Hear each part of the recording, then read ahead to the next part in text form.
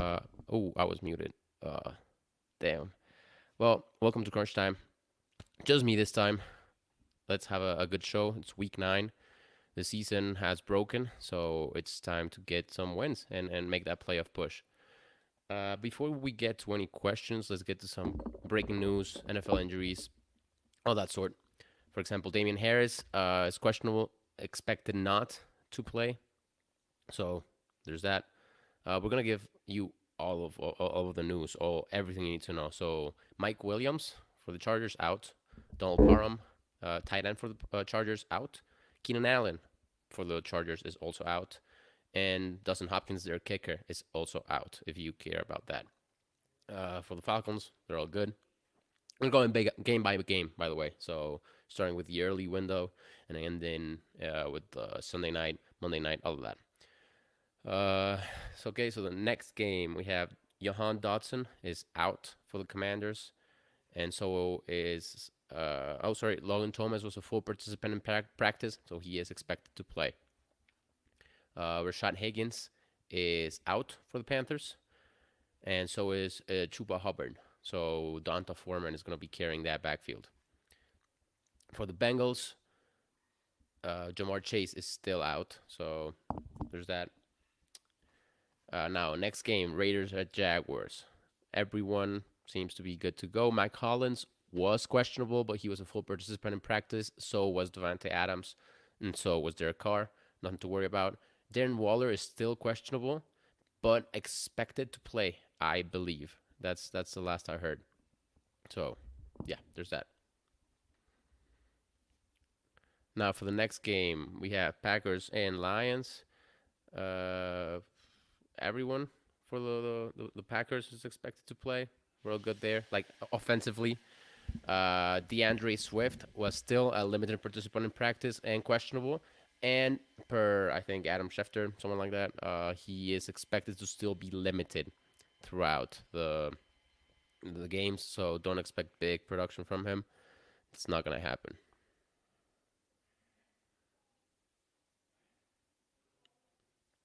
Now for the next game, we have the Bills and Jets. Um, for the Bills, all good offensively. Everyone was a full participant. Spencer Brown is questionable. That's a tackle if you care. Now for the Jets, Corey Davis has been ruled out with a knee, and James Robinson does not have a practice status, but he is questionable and expected not to play. I'm pretty sure either that or IR. Kadarius Toney uh, is expected to play, so he has apparently recovered from the injury called playing for the Giants. So good for him.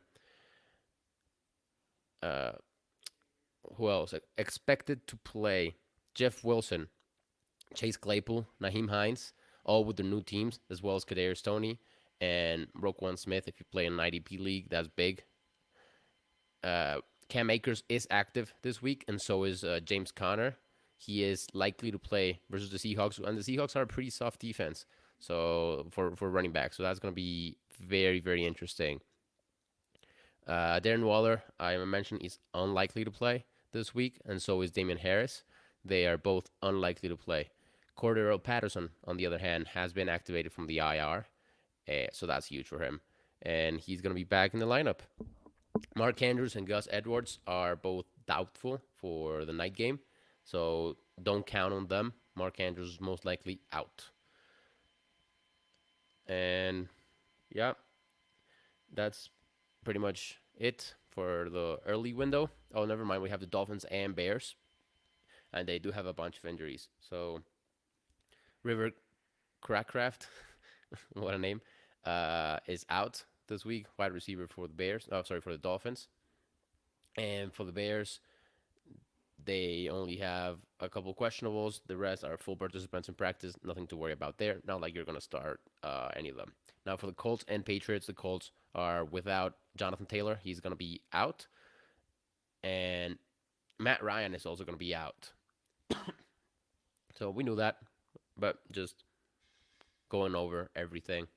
Devante Parker, sorry, for the Patriots is also out. Now for the late window, Marquise Goodwin is out for the Seahawks. We don't really care. And for the Cardinals, Max Garcia, the guard is out. That's troubling, but nothing super relevant for fantasy, so that's okay. Next game for the Bucks, Russell Gage is out. Cameron Braid is also out. So not you're not gonna probably not gonna start them anyway, but just good to know for context, right, on the game. And now for the night game, uh, Tannehill is questionable. He was limited, so we'll have to wait and see on that. As this is the night game, they don't tell us much. But anyway, that's gonna do it for the player news. Much love, much respect. Thank you, man. Miss you here, buddy. Uh, Wish you were here. So let's get to some questions. If send your questions in, if you have any. We're gonna be here. Well, I'm gonna be here till 11 Central, 12 Eastern to answer all of your questions. If not, we can discuss some Brodo sleepers and busts if you want. That's also sorry about that. A little bit sick. It's also premium info. You can find all of this info brotofantasy.com. We post weekly articles on sleepers and busts, DFS picks, betting picks, etc. It's fantastic info, everything. Now, for the sleepers, Matt, who's in the chat, just wrote this piece on Andrew Dalton. Not Andy Dalton, Andrew Dalton. For the Saints playing on Monday night, that cross conference game. Andrew Dalton has been also incredible. He has played some soft defenses. However, the Ravens are one of those soft defenses for quarterbacks. So this might be the game for Dalton to blow up. 12 team full PPR, Superflex, tight end premium. Yeah, you're missing some info there, buddy. Dalton or Brady, definitely Dalton. 100%. He's as you know, the brutal sleeper of the week. So definitely go with Dalton. And just don't even think about it. I was just talking about how he is the brutal sleeper, has a great matchup, has been playing great football. So and Brady has not. Just in general has not. So let's keep it going with the sleepers and busts. The sleeper, also written by Matt Ward, is Khalil Herbert, as he calls him, Mini Hulk, and he has been great. He gets less snaps than David Montgomery for the most part, but gets more touches or equal, and just absolutely murders those opportunities he gets. Right, so he has been slowly getting a bigger role and has been hyper effective with it, and this is a great matchup for him, right? So if you have Khalil Herbert, plug him into your lineups. You will not regret it. All right, two running backs: Jackson on the Colts, Drake, Pacheco, and Patterson. Okay, my first instinct tells me Jackson and Patterson. Now that he's back, we don't know what Patterson's role is going to look like because he's just coming back from injury. However, I don't like starting Drake or Pacheco in general. That does not appeal to me at all. So for for starters, I'm gonna tell you go with Dion Jackson. That's a given for me. Now other for the second guy, yeah, go with Patterson. I'm going Jackson and Patterson. That's my first instinct, and after thinking about it a lot, I like that. I like that. So there you go, Michael Wozniak. So hey, thank you for your question and good luck. Eno or Dion Jackson? Definitely going Dion Jackson. He I'm gonna preface this by saying he might disappoint. Last time he was too good to be true. It happens sometimes. Backup comes in, just lucks into. Well, I mean, you don't luck into anything in the NFL, but you get the pieces line up for you to have a good game, and then people expected you to do the same next time out, and it doesn't always work out. However, I do think he's gonna carry that workload. Hines is gone, Taylor's out. He's gonna carry that workload. If he gets the touches, he's gonna get the points. And I don't think Eno has that same potential. And for the last question, I don't think Pacheco or Drake have that same potential. So I'm going Dion Jackson for most of these questions. If it's just like a backup versus Jackson in general. So there you go, Dominic. Uh, Good luck with your matchups. Same scoring as above, so it's tight end premium PPR Superflex, Lazard or Juju. Mm, okay, so Juju has been waking up, and I like that. I like that a lot because he was one of my favorite players this offseason, so I have to go with Juju. He is playing Tennessee, who are one of the easiest matchups for wide receivers. It's insane. They are averaging, and in terms of points over average, Tennessee are the I don't remember. Let me check. Oh, the second. They're the second easiest defense for wide receivers. The only risk, as I've seen some mention, is that they get into an early lead and they just run the ball the rest of the game. That would be good for Pacheco and CH stuff like that. But for the most part, I'm trusting Juju. I think he breaks off a long one or two. And I'm a big Juju guy, so that might be a little bit biased. Hey, you're welcome, Dominic. Anytime. Ask as many questions as you want. We're here for another hour still. All right, chasing, chasing Steez. The Rams backfield is gross, yes, but I gotta start either Akers or Henderson. Do I start one of them or drop one of them for DeAndre Carter or Khalif Raymond? Oof. Yeah, that's not pretty. If I had to start one of them, it would be Henderson for sure. I mean, Akers was like out of football, and just generally they didn't like him. They didn't want him playing, and yeah, so it was not nice. I would honestly drop Carter. I'm sorry, drop Akers for Carter and start Carter in my flex if I can do that. I mean, Keenan Allen is out. Mike Williams is out. Carter has been playing great. If you have a league with return yards, that's incredible because he also gets some of those. But if not, Carter has been a good receiver this year. He's not a star, but he's someone you can start. It helps a little bit if you give me the scoring format, whether it's half PPR, full PPR, something like that. Because full PPR definitely Carter. But honestly, drop Akers for Carter. That's what I would do because Akers is like barely being activated. It's not what you want to see with your player. So Henderson has a little bit more value, but I still don't want to start him. So yeah, final answer is Carter. There you go. Half PPR. Yeah, go Carter. The only one that would make me doubt would be if it was standard. It's not. So drop Akers for Carter. That's my advice. So good luck. Allen Robinson or Jacoby Myers half PPR. That's interesting. Allen Robinson gets Tampa. Jacoby Myers gets Indy. They're both pretty good matchups for both, but Jacoby Myers just has been the better player.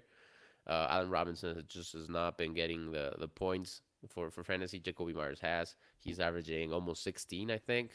And in terms of points over average, Indy is eighth in matchup rank. By the way, matchup rank or points over average, true matchup rank, you can check that out in the Fantasy Football by Brodo app. It's free. You go to the more menu and then true matchup rank, and then you can see how many points players score over their. I'm sorry, defenses allow players to score over their average.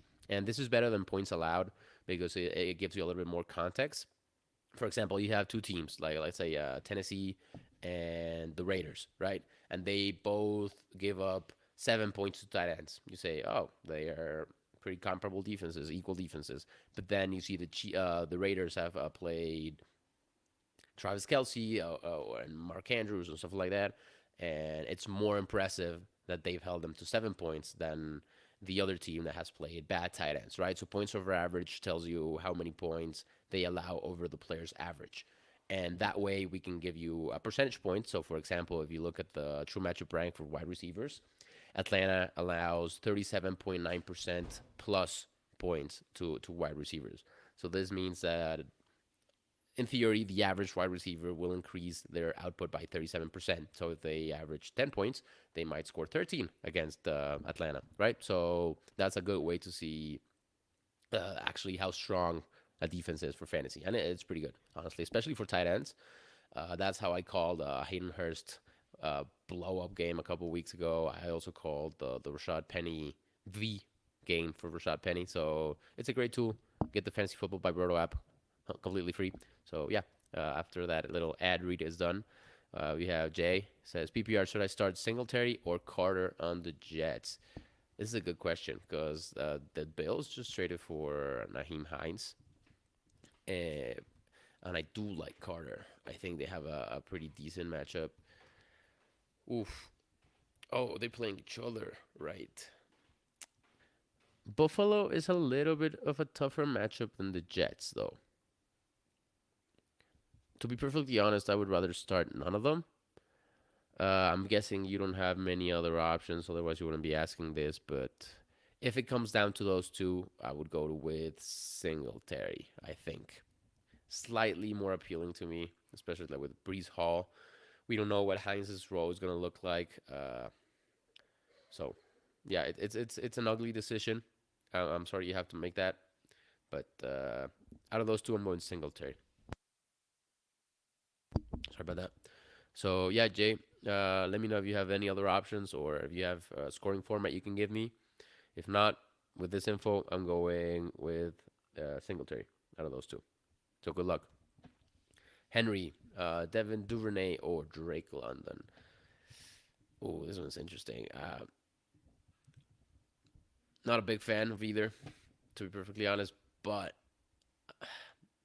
because Duvernay has been a little bit better this year, I think. Uh, the Falcons are not doing what they can with Drake London. I don't think. I think he has more potential. However, they are playing the Chargers, who are a pretty soft defense for wide receivers. They are top 10 in points over average, so that is appealing to me.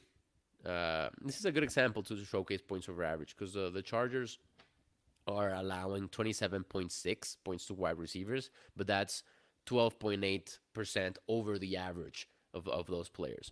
And as a counter example of sorts, Baltimore allowing 30.2, which, is higher, higher point output, but that's only 7% over the average of those players. So that means they played better players and had comparable better defense against those players, right? So in this scenario, the Chargers are a softer defense, even though they allow fewer points. That's a good way to see it. So in this case, yeah, I'm going London slightly. It's very close. It's close. Full PPR makes it a little bit closer actually. Huh. Now I'm still going with London. Yeah, it's very very very close. But I like the Atlanta matchup, so I think we should go with that. So good luck, Henry. Hey, what's up, Will? Kaz, good morning, my brother. Good morning. Love the blonde hair. Yes. Eminem look, Slim Shady. No, it's that was actually the point. I did like a Halloween costume thing. I just kept it because it's permanent. But thank you, man. Let's get to your question. Half PPR need to pick one RB for the RB2 spot. Pacheco, Khalil Herbert, and Eno Benjamin. Well, my friend, Khalil Herbert is the Broto sleeper this week, as Matt Ward wrote. So I'm just gonna put my trust in Matt and tell you to start Khalil Herbert over Eno. Because also, I mean, I know Eno has the Seattle defense, which is kind of soft against running backs. The Miami defense is even softer. So yeah. Also, oh, James Conner is coming back. So Benjamin is not as appealing as one might think. So yeah. Go with Herbert. So there you go. Burrow sleeper of the week. Another one from Jason Stees, Engram or Tunyon. Engram has surprised me this year. This year. I'm liking what I'm seeing from him. I'm a fan. Uh, Detroit is very soft against tight ends, though.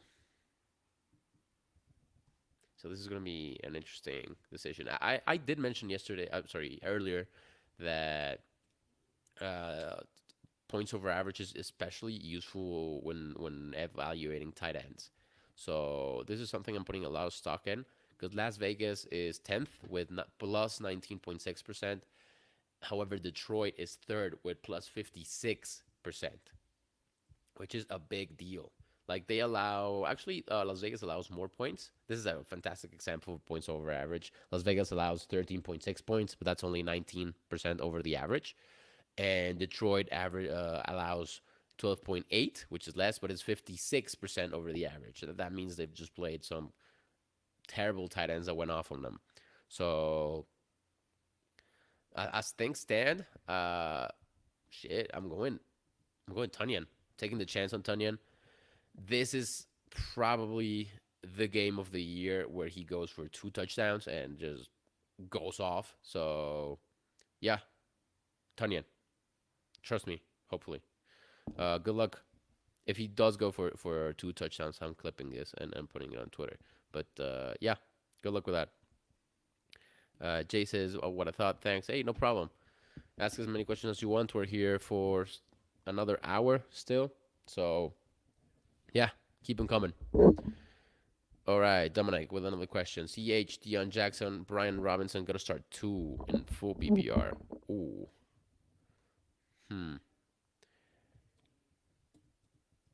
I did mention earlier that something that worried me about the Chiefs is if they got into a early lead and just started running the ball. So that would be great for CH. Oh, first of all, I'm starting Jackson, no doubt. And then for the second one is when I'm having trouble. Jackson is facing a very tough defense, but I think he has the potential to be a good starter this week. So Deion Jackson, and for the second, yeah, I'm going with Clyde. So Clyde and Deion Jackson for this one, full PPR. Good luck, Dominic. That's the analysis. Will's back, half PPR in the flex. Drake London, Eno Benjamin, Rashad White, or Pacheco. Uh, I don't want to be too snappy, but I'm thinking London out of those four. Uh, yeah, with Connor coming back, Eno is not as appealing as he once was. Rashad White and Pacheco, they're all kind of in the same boat of I don't want to start them. They're just like the backup. Yeah, rookie backup. I don't really care about. So yeah, it's 100% Drake London for me here. Half PPR. Yeah. Good luck, Will. Hopefully that helps. All right, another one. Renfro, Julio, or Terrace Marshall. Uh, that's not a pretty decision you have to make there. Gotta be honest. It's Renfro. Yeah, it's definitely Renfro. Julio is the only one that I would maybe consider. Marshall, not even close. He has not been as good as I hoped he would be. Renfro, that is, this year. However, Waller is likely out, and they're playing Jacksonville, which are not a good defense against wide receivers. They are allowing the sixth most points over average. So, yeah, yeah. What can I say? I'm going with the Renfro here. Good luck. Yeah, by weeks. Yeah, yeah. You and me both. But yeah, I think Renfro is the play here. I don't like the rest at all. So, well, before we keep going with the questions, I'm just gonna do a quick intermission to go over the sleepers and busts. We already did QB, which was Andy Dalton, and running back sleeper, which was Khalil Herbert. Now the wide receiver sleeper this week, as proposed by Tim Petrop, is Marquez Valdez Catling, who has been playing better than expected. He's coming into his own. He is the field stretcher now for Kansas City because, well, Tyreek Hill is gone, as we know. And Juju is not a field stretcher. He is more of an underneath, down the middle type of guy. Not necessarily underneath, but they play different roles.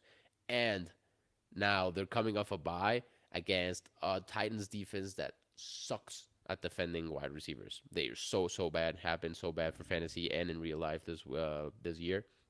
So if there's a player that can get you 20 plus, 40 plus plays, it's definitely MVS this week. So that's the Proto Sleeper of the week. Take it. Definitely following that advice. And then for tight end, written by Nick Bollier, is Gerald Everett, who now that Mike Williams is out and Keenan Allen is out, he has actually, like, even with them and in the mix, he has been a top 10, top 8 tight end 4 times, which is not the best, but it's actually what you want for a tight end, just consistent production. That's 11.6 points and has a decent target share. Now they are playing a defense that allows 20.6% points over average, which is the ninth most, and that's what you want for tight ends. Looking for a good matchup, looking at points over average is what you want. That's what points for average are best at, especially for tight ends. So Gerald Everett is a very good sleeper this week. So we'll get to the bust later. Now, just to recapitulate, is that a word? The sleepers we have: and Andrew Dalton, Khalil Herbert, Marquez Valdez-Scantling, and Gerald Everett. So take note; those players are very interesting. And now with that, Robert Tunyon just to the mix. That he is my personal sleeper, not in the article, but I think Robert Tunyon has a very good chance of going for 2 touchdowns today. Henry, Deion Jackson, DeAndre Swift, or Romeo Dobbs. Pick two to start full PPR.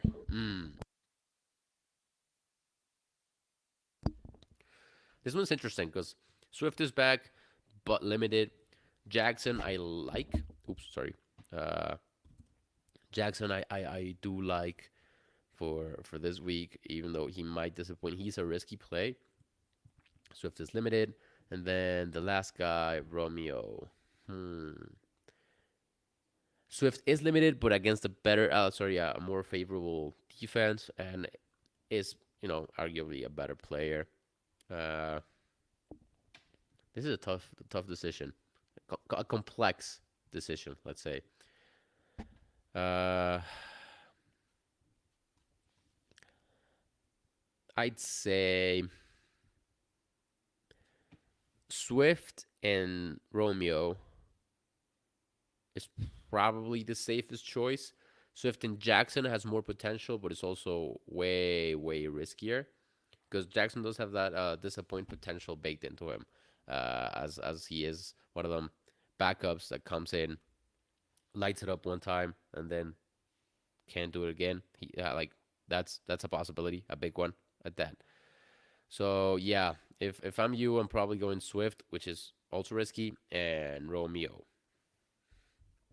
Because who are they playing? They're playing Detroit. So that could be a high scoring game, division matchup. Uh, yeah, yeah, I like that. Okay, let's go with Swift and Romeo playing each other. It's gonna be fun. Full PPR. Yeah, especially in full PPR. Because the yeah. Okay, Henry.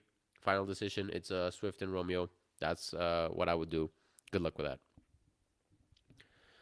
Back to Will. Nick need to pick two flex, half PPR, Khalil Herbert, Michael Hardman, Brian Robinson, Dontrell Hilliard, or Zay Jones. Dontrell Hilliard is kind of underrated. Like, he has been balling all year, and people just don't even mention his name. So I'm glad you did. Half two, flex two, half PPR. Khalil Herbert is I'm saying start. So that's one for me. Now the rest: Hardman, Robinson, Hilliard. Hmm. Not a fan of Hardman. He has been scoring recently, but hmm. Yeah. First of all, Khalil Herbert is number one for me. and then we're gonna have to see the rest. They do have like that juicy matchup, the Chiefs do, so that could be good for Hardman. Robinson, Zay Jones, yeesh. You make it hard for me, man.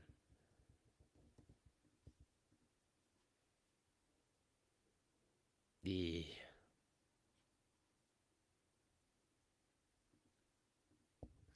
probably Hardman. No, no, I'm liking Brian Robinson here actually as the second guy. I do like that. Oh, Say Jones has been balling though. No, you know what? Yeah, Say Jones. I'm going Khalil Herbert and Say Jones for this because Khalil Herbert has a I'm afraid to say it, but has a decent floor. He has been getting the carries, out carrying or matching David Montgomery. So I think he has that safe floor, while Say Jones has that potential. And they're playing Las Vegas, who are not a hard matchup. They're not the easiest either, but they're almost top 10 in points over average to wide receivers. So I do like that. So final answer, I'm going Herbert and Say Jones. Enough said. Good luck, Will. Hey, morning, Charles. Happy week 9. Happy week 9 to you too. Just me today. Got an interesting one with JT out. Yeah, that's not great. Two full PPR. Gibson, Deion Jackson. There you go. Garrett Wilson, Hines, or MVS. At least one has to be a running back. Okay, so if that's the case, I'm going Jackson.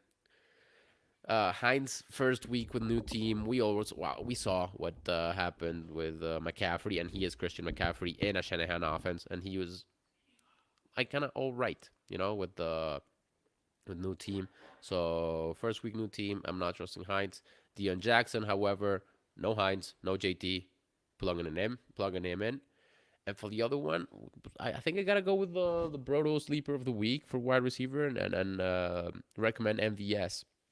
They are playing the soft Titans defense, and unless they just go 50, like 35-0 up at halftime, they're gonna be in the game. So I think MVS is a good pick here.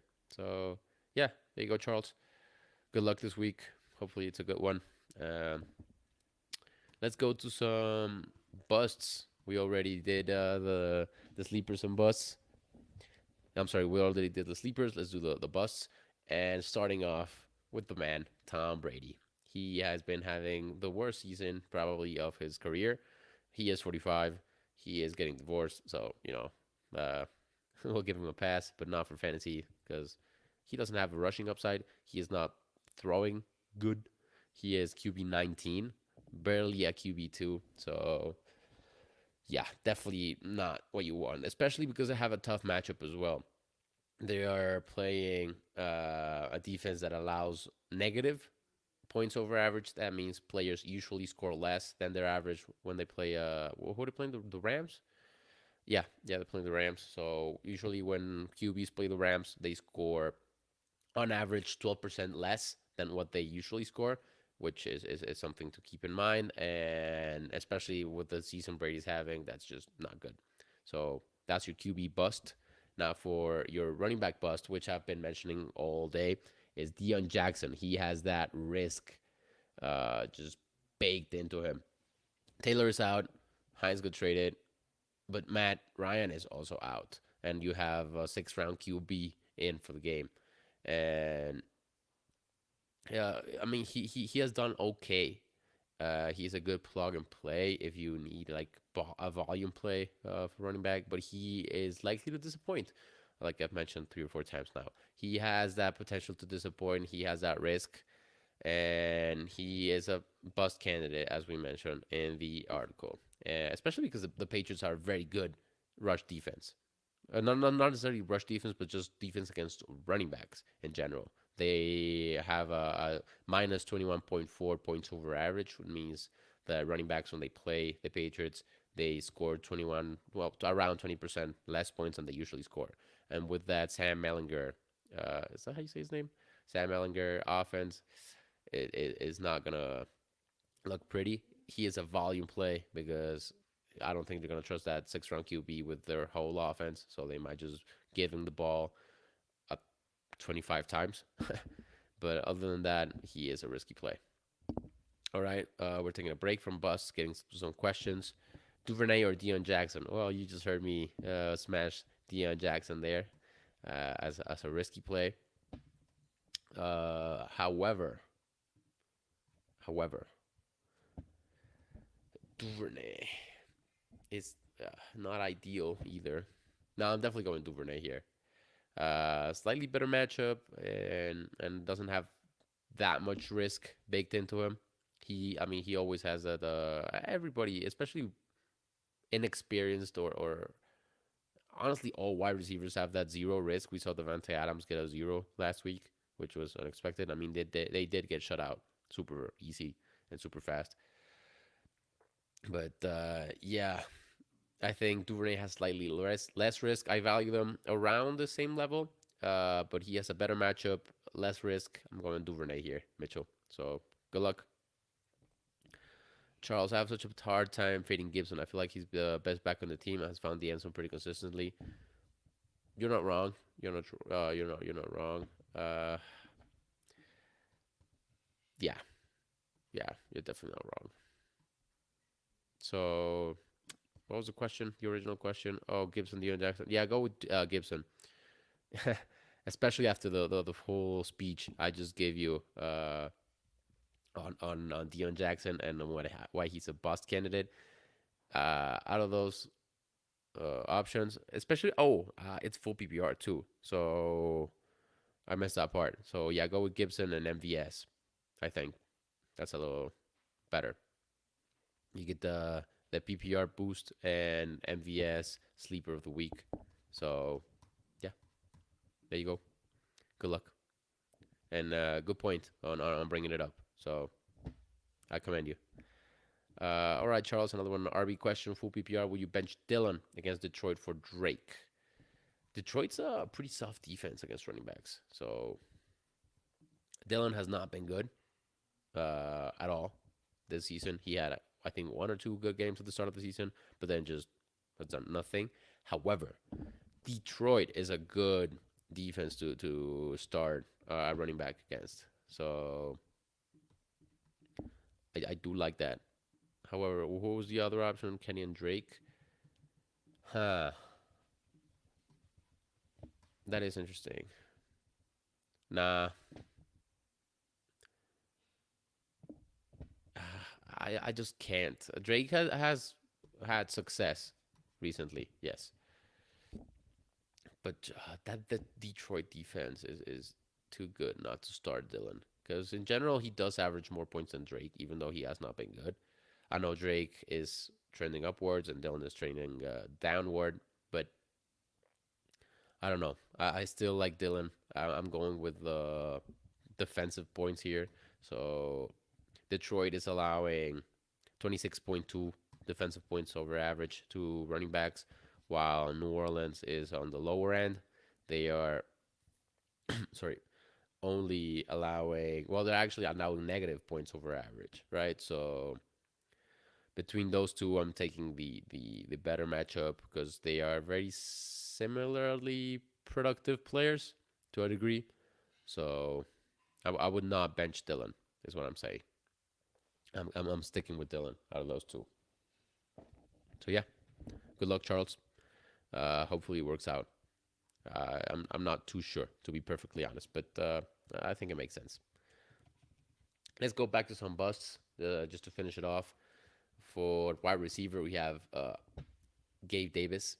He is the boom or bust wide receiver because he is either wide receiver one overall on the week or just zero potential. And now he gets the Jets, who have the QB Sauce Gardner, and did I say QB? It's I mean cornerback CB, who has been locked down. So I mean, I I, I don't want to start him like this smells like a bust week. In for someone who's a boomer bust wide receiver, being in a week that smells like bust is not good. The Jets are allowing sorry allowing the 23rd fewest points over average to wide receivers. That's a negative percentage, which is -6%. Is not huge, but for someone that needs a good matchup to succeed, usually having a bad matchup doesn't matter how not so bad it is. It's still a bad matchup. So smells like bust. Probably gonna be a bust. I wouldn't start Gabe Davis if I have other options. So that's the work of Tim Petrop, and that's the Brodo bust of the week for wide receiver. And finally, Nick Bollier gives us the tight end bust of the week, T.J. Hawkinson from Minnesota. Because first week with Minnesota, I we just mentioned players going from team to team, and the first week with that team is probably not going to be great. And T.J. Hawkinson has not been well. He is tight end five on the week, but that's in a completely different offense. I don't think he's gonna come in Minnesota and just light up the world. Just T.J. Hawkinson was it last season had his best games of the season at the start, and then just went down, down, down, down, down, and then not only that, but he faces the Washington Commanders, who are allowing 5 points per game to tight ends, which is already bad. But then you look at the points over average, and it's almost -50%. So on average, tight ends go there and score half the points they usually score, which is honestly insane. So yeah, new first week, new team, terrible matchup. Don't start Hawkinson. That's Nick Bollier. So let's keep it going. That's that's where we're at on sleepers and busts. Okay, Charles says agreed there, and sorry for hogging the chat. Hey, not a problem at all. Keep it coming. But as a spot start RB2, would you play Ali? I always want to say like Algier, but I think it's Algier. How you say it? Or Heinz? Yeah, you and me both. The Heinz thing worries me because of I've mentioned the team switch, right? And that's dangerous. We saw Christian McCaffrey being good in and that's Christian McCaffrey. So yeah, I'm going with Algier probably. The Chargers are not particularly good against running backs, and just in general, Algier has been a little bit better this season for uh, in points, right? So Heinz has not been as good. New team, first week, tougher matchup. Go with Algier. So there you go, Charles. Just going point by point of how I make decisions. Last one. Oh, gone so soon. Full flex PPR. Full PPR flex Landry or Renfro. Oof. Yeah, probably going with Renfro here. Uh, Landry is not on my radar at all. Uh, he's been hurt. He's just coming back. Renfro has, I think, more potential and a better matchup. So hopefully the Raiders are slightly better than last week because they were absolute garbage last week. If they can just step it up a little bit, I think Renfro can give you some solid points. Landry, I don't trust him at all. Give him a week, maybe. Maybe I'll trust him later. Not right now though. So yeah, there you go, Charles. Going with Renfro here. Daylight savings really messed me up. You and me both, bro. I woke up and had to look up Eastern time because I don't know if you know this, but Mexico changes at a different date. We changed 2 weeks ago, so I had to change what the U.S. time was right now. I didn't expect that answer, so I had to run, go somewhere else, come back. That's why the live stream started a little bit late as well. But yeah, it's trippy. It's trippy. Hey, also thank you, Slim Shady in the chat. Uh, Figured I see how it looks. Did some Eminem costumes. You have me on Instagram. Don't add me, but you saw that. Uh, oh yeah, yeah. I'm guessing the daylight savings thing. Yeah, and you voted for it to end a couple months ago. We did too. However, we already ended it. This was our last change. Sorry, 2 weeks ago was our last change, so we're sticking with this daylight savings thing forever. I think you're changing until next year, so that's gonna be interesting. I'm gonna be a little bit more messed up every time you change, but that's okay. How's the stream been today? I haven't even looked at my lineups. It's been good. Good solid stream of questions. Charles has been in here. Will has been in here. Matt was here for a while. Dominic, Henry, all the good guys. I'm only missing Matt. Sorry, Mark, Arias, and his brother. But other than that, all the usual suspects are here. Great stream so far. That's what I'm here for. You know what? Ask any type of question you want, not even just fantasy. I'm here for any type of question you want. I got you. But look at them lineups, boy, because this is crunch time. We need to get stuff done, and not only crunch time for this week as games are starting in an hour and a half, but crunch time for the season as well, because half of the season is already gone. You need to start doing a playoff push, and there's not a lot of time to go. I've been having some great leagues. I have like this is probably one of my best fantasy years, and which is ironic because I don't have the time I used to have. I guess not overthinking stuff is better for fantasy. Who would have thought? But yeah, dominating my home league, uh, a very high stakes league I joined, dominating the Tingle League, which is the original Broto listener league.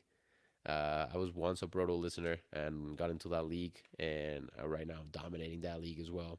So yeah, just everywhere, everywhere. One of my better years for fantasy. That's right. That's what we like to hear. What game am I looking forward to most today? I want to see the Chiefs just tear up the Titans tonight. That's definitely gonna be fun. But for the early window, sorry about that.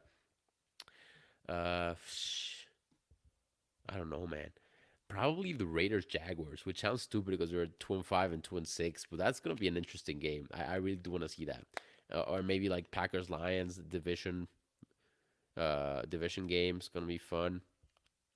Ooh, Bills Jets is gonna be a shootout because the Petra Bros swear that Zach Wilson is better than Josh Allen and all of that. So it's gonna be interesting to see that matchup, especially because we have one bust from that, which is Gabe Davis. That's a brutal bust of the week. So it's gonna be an interesting matchup, and then to see Hines with his new team.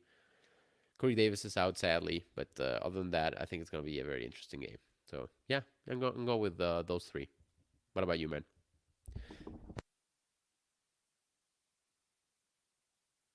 Sorry about that. A little bit sick.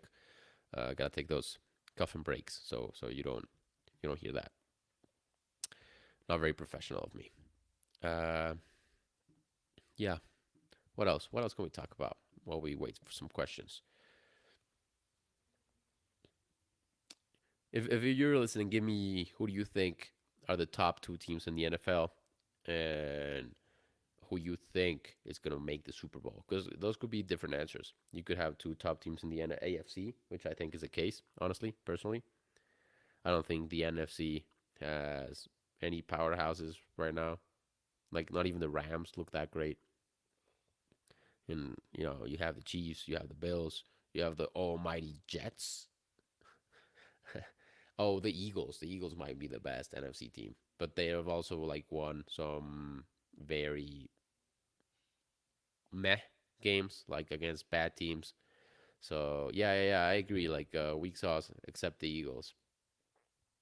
So Super Bowl prediction would be like Eagles, Chiefs, Eagles, Bills. Like, who do you think wins? Bills, Chiefs. I got my money on the Chiefs, honestly. Ooh, look at that. We just got word Christian Watson is playing this week. Uh, so he was questionable coming into the week. He just confirmed that he is playing. So we got some news. Uh, for some citizen, yeah, yeah. I like the Jags and Raiders too. I don't know why. It just feels interesting because they're like 2-5, 2-6. It should be fun, actually. Thoughts on the 49ers 49ers versus Chiefs Super Bowl. Like, I don't know, man.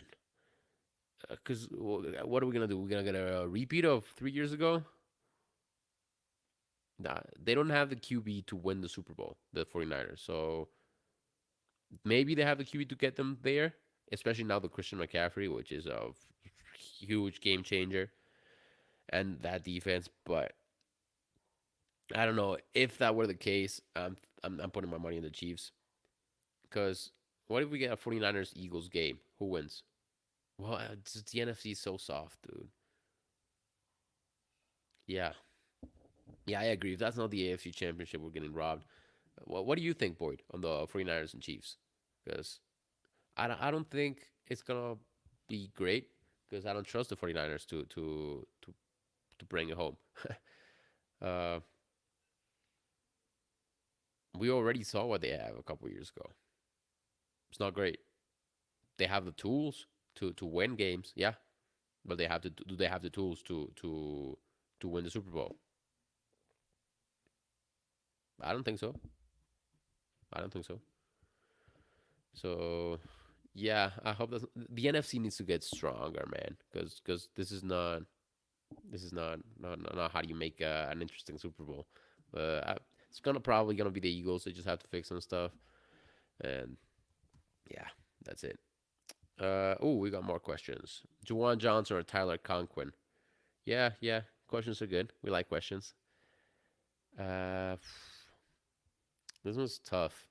This one's tough for me because Conklin was fantastic at the start of the season, and then just kind of started going down.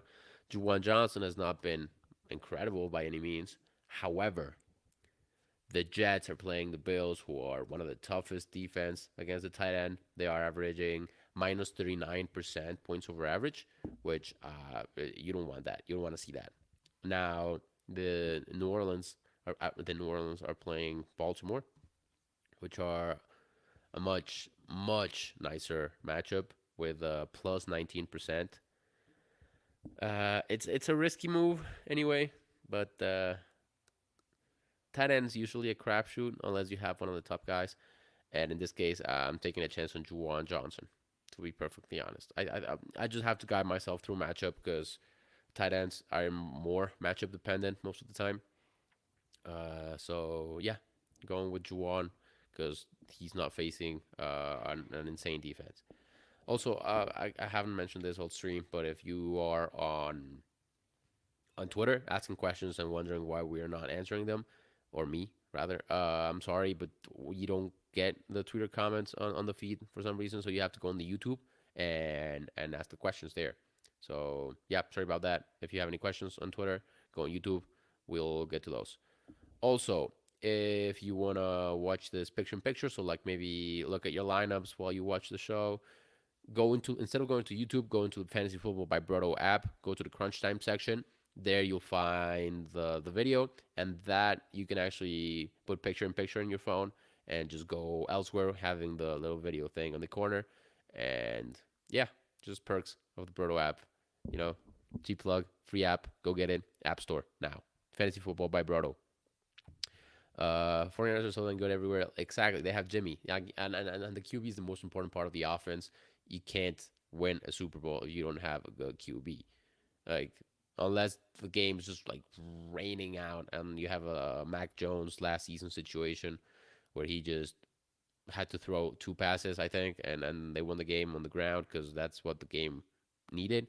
That's like the only situation where you're just not gonna need an elite QB. If it's a regular game, you're gonna need an elite QB, and Jimmy is not that. So yeah, I don't know if they could take out the Chiefs build. Yeah, they can't. That's what I'm saying. It would be a very boring Super Bowl, and I don't want that. I don't want a very boring Super Bowl. Oh no, come on, Vikings. Yeah, they're not top tier. Like they just don't have it. It goes back to the QB. Uh, Cousins can win you games. Yeah, sure, sure. They also have a very good running back, have a very good wide receiver. But Cousins cannot take you the distance, especially not at this point in his career. Maybe a little bit earlier he could have done it. When he went to like the from Washington to Minnesota, he was possibly Super Bowl level if he had the right team. He's not anymore. I don't think so. So yeah, weird NFC, bad NFC, ugly NFC. So that's where I'm at. Oh yeah, Juwan plug, but I know Mike was typing a conk on the pod. Yeah, but he's a Jets fan. You have to take everything with a grain of salt. So you know how it is. Them Jets fans, a little bit delusional. I would still go Juwan. Still not without risk, just has a better chance of blowing up. And tight ends are so volatile that you usually need a touchdown for him to be a top option. Uh, yeah, I'll I pride myself on being a man of faith. No, I'm kidding. Of being very unbiased when giving advice. Uh, Probably most of you probably don't know who I'm a fan of, like team wise, because I'm really, really, really not biased towards my team. Like it's about, for all the time I've been playing fantasy, I've probably drafted. I can count with my fingers how many times I've drafted a player from my team because I just don't like it. Like I don't like playing the price. Uh, because I have some leagues where people uh pay that fandom price, and I'm not about that. I'm really not with that. I very unbiased, and I will never give fantasy advice based on my fandom. That's just like it doesn't even cross my mind. I'm not even a fan of those players for fantasy, so I can't. Uh, yeah, I got you. That's the Eminem effect on my head. So yeah, yeah. That's good. But like not really. Like the Lions have better options than the Steelers, for example. Like well, they used to have a Hawk, not anymore. But I would like rather start Swift than Najee, right? So rather start Amon Ra than fucking I don't know, bro. Like yeah, yeah. But I'm very unbiased. That's what I'm saying. I'm not like them Jets fans. Hope I don't get fired. Don't draft Lions. Yeah, same. You don't have Hawk anywhere? Because Hawk I've drafted a Hawk. Ooh. Speaking of Lions, Josh Reynolds has been confirmed out. He is not playing, which is terrible for me because I had him plugged in the flex in a couple of leagues because bye weeks are awful. But yeah, Josh Reynolds officially out. That's uh that's the news. Oh, what are your thoughts on Pickett since we're taking Steelers advice? Oof. Look, man, I've really not been a fan of the past couple of drafts. I think Pickett was a wasted pick. I think Najee was a wasted pick. Because what are we doing? Sorry about that. Could have just drafted other pieces to start building up a team and waited for like why you're drafting a running back in the what's it first second round. I don't even remember. I just remember I hated it. And then why draft Pickett, who is not a fantastic talent, when you already had like a mediocre guy? Sorry, Mitch, but a mediocre guy in Mitch Trubisky. So I didn't really get that move. I get that. Oh yeah, it's trying to build a franchise up, but do you really think Pickett is gonna be a franchise quarterback for your team? Do you really think that?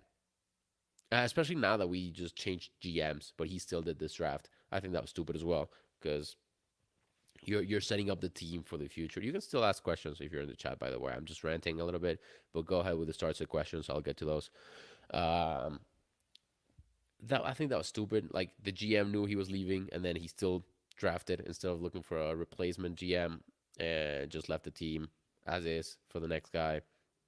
And I think that we already see the decline of Najee. And even if he was good, he would have still been a bad pick at cost. At cost and like as a running back because he's not a difference maker. Very few running backs are difference makers, and you need a difference maker if you're gonna spend first second round draft capital on him, right? I thought Claypool was a great pick. I did. He's gone now. like the Steelers are notorious for drafting wide receivers well. They've done it time and time again. They've done it with Juju, Martavis Bryant, even though he didn't pan out for different reasons, but he was a great talent. Claypool, Pickens now, like they are great at drafting wide receivers. That's something they do very, very well. So we're in a tough spot right now, just changing of the guard, kind of. Big Ben left, entire O line left or retired. Villanueva, the Pouncey. Well, not the Pounceys, both of them, but one of the Pounceys. Ramon Foster. Everyone left, like the OGs. The QB left, and now you have a young core. It was a perfect time to rebuild right instead of we wasted a pick on a running back, a high pick, and then on a suboptimal QB. Uh, I disagree with the move. I don't think we're at a good spot. The wide receiver core is great. The defense has been great. We had a tough time against the Eagles, but that's okay. It happens. Yeah. So yeah, that's my thought on the Steelers, the current state of the Steelers right now. We are very far from competing again, I think, and it's Colbert's fault. But anyway, that rant over. I don't think I drafted a single Hawk share this year. Yeah, me neither. Honestly, yeah. I mean, Najee in the first was just insane. Like I knew it. I had Steeler fan friends that loved it, and I think it was ridiculous. Never been a fan of the pick. He's a good player. He had good comps coming in. He had like I think Derrick Henry comp as well. Big dude, good rusher. Well, but he's inefficient. He's just a volume. He needs the volume. And if we're being honest, the scheme in Pittsburgh is not like not helping him at all. Exactly. Precisely. That's why I was a fan of let's write it out with Mitch. He has been decent in the past. Tim was clamoring for him to be MVP at some point. So, you know, he is not an absolute garbage dump bum, right? So he was a mediocre QB, and I think we should have used the capital on something more, maybe O line, maybe anything else, bro. Anything else? Maybe just trade it, get more capital, trade players. I don't know, but don't waste exactly like you put it perfectly. The jump from Mitch to Pickett is not worth a first. That's just the way things are, and it's just wasted, and it just set us back a couple of years because we could have been waiting for a better QB in a future draft while building the rest of the team up, but we didn't, and now we're back. I love listening to you talk football. Always insightful here. Hey, thank you, man. Uh, yeah, I really enjoy football. So yeah, yeah, I love talking about it. I can talk about this for hours. I went through my leagues and everything feels straightforward to start it for me, which makes me nervous. Feels too easy today. I mean, bye weeks make it that way as well. Like sometimes bye weeks suck because they make you have to decide between like Terrace Marshall and Benjamin and stuff like that. And we had a very similar question earlier.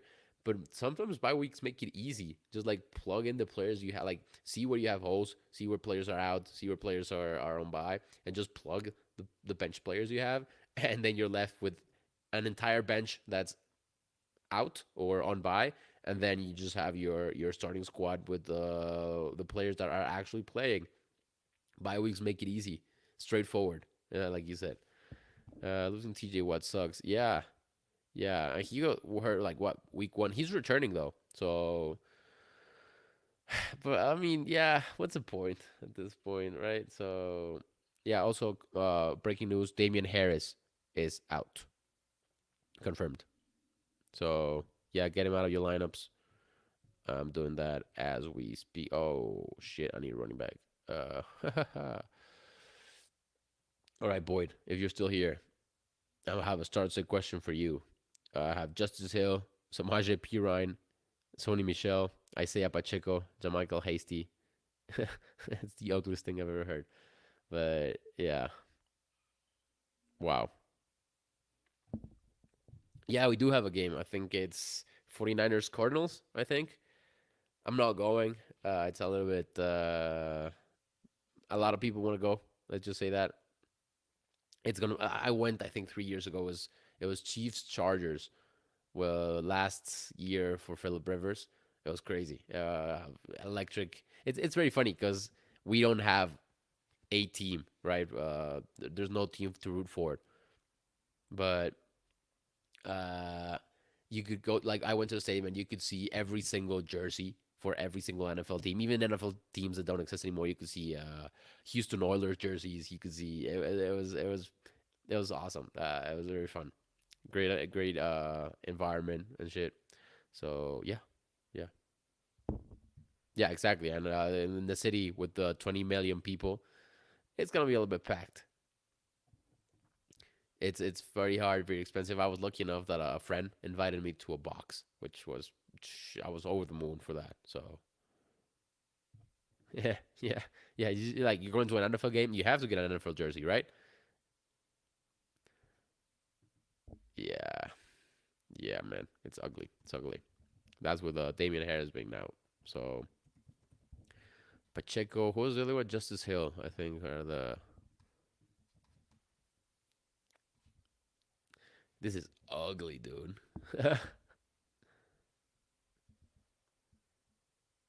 Just you and me right now, I think. So what's up? How you doing? Oh, maybe Hilliard, like Dontrell. Yeah, I like Dontrell. Oh, I'm going with Dontrell Hilliard.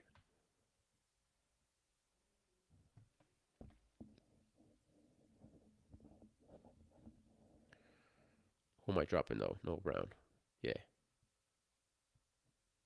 yeah, no Brown.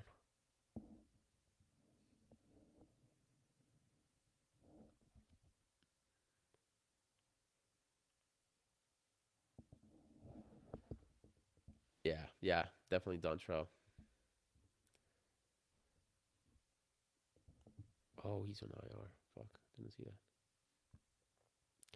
Right, because KC is not a tough defense, like in general for running backs. So I think this is the move. I think this is the move right here. Uh, if we don't get any more questions or viewers in the next 3 minutes, I'm probably gonna end this. No need to drag it on longer. If we do get questions, I am going to answer them because that's the crunch time guarantee. We will get to your questions. That's that's what that's what we do.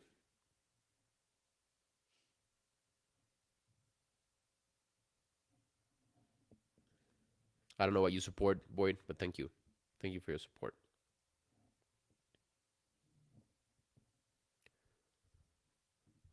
I appreciate you chatting me. Hey, I got you, man. I just a spoiler alert. I was contacting you earlier to see if you wanted to hop on, but you weren't here in time. So yeah, yeah, yeah. Just so you know, I saw you responded, but it was a little bit too late. Yeah, Hilliard start for sure, for sure. Now that Damon Harris is confirmed out, I have to pivot. Had no bench running backs. Uh, I think Hilliard's a sneaky option. Not enough people are talking about him. He has been breaking some long ones. Like even I think since last year he's showed some flashes and he complements Henry quite well. They are very different players and I think they match each other. When I opened up the stream, I saw you were on live. I figured that's what. Yeah, yeah, yeah. No worries, man. It was just a complicated week for the Broto team. Everybody had stuff going on, so yeah, just me. Oh, I just had to run. I was a little bit late today. I had a flag football game in the morning. Just came home, straight home, showered, and set everything up for crunch time. Uh, just a couple minutes late. We won though. Got 4 sacks, so worth it. Uh, so yeah, I guess if there's no more questions, I'm gonna say goodbye. Hopefully everybody has a great week 9, and we will see you next week at what is it? It's 10:30 Eastern, right? Yeah. Oh yeah, yeah, yeah. I play in a couple teams. One for my school, one a couple friends, and you two have a great Sunday, my guy. Great talking to you, and thank you for everyone that tuned in. Good show, good environment, and good luck with your matchups.